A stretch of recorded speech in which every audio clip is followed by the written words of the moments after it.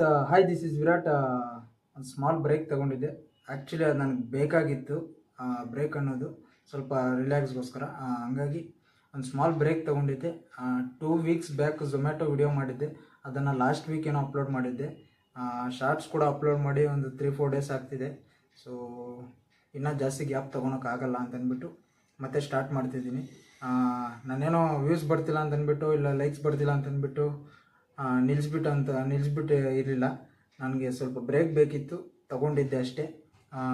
ಸುಮಾರು ಜನ ಏನು ಅಂದ್ಕೊಂಡಿರ್ತಾರೆ ಅಂದರೆ, ಇವನು 2 ದಿವಸ ಮಾಡ್ದ, 3ನೇ ದಿವಸ ರಿವ್ಯೂಸ್ ಬರ್ತಿಲ್ಲ, ನಿಲ್ಸಾಕಿದ್ದಾನೆ ಅಂತ ಅಂದ್ಕೊಂಡಿರ್ಬೋದು ನೀವು.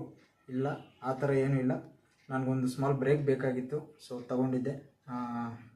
ಇನ್ಮೇಲೆ ರೆಗ್ಯುಲರಾಗಿ ಒಂದು ಯೂಟ್ಯೂಬಲ್ಲಿ ಒಂದು ಶಾರ್ಟ್ಸು, ಇನ್ಸ್ಟಾಗ್ರಾಮಲ್ಲಿ ಒಂದು ರೀಲು, ಡೆಫಿನೆಟ್ಲಿ ಒಂದು ಅಪ್ಲೋಡ್ ಮಾಡೋದಕ್ಕೆ ಪ್ರಯತ್ನ ಪಡ್ತೀನಿ.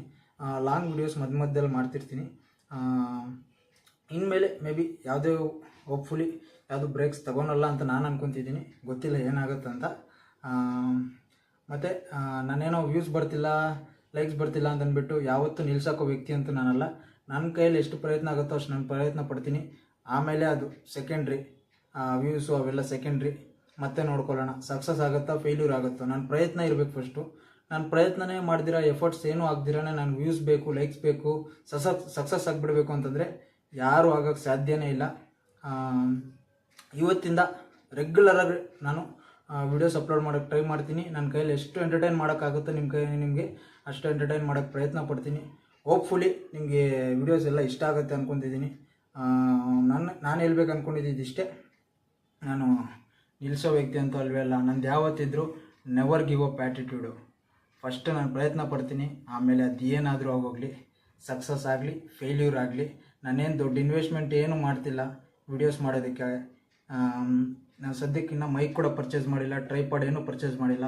5 ವರ್ಷ ಹಿಂದೆ ನಾನು 5 ವರ್ಷ ಹಿಂದೆ ತೊಗೊಂಡಿರೋ ಒಂದು ಫೋನ್ ಬಿಟ್ಟರೆ ನನ್ನ ಹತ್ರ ಏನೂ ಇಲ್ಲ.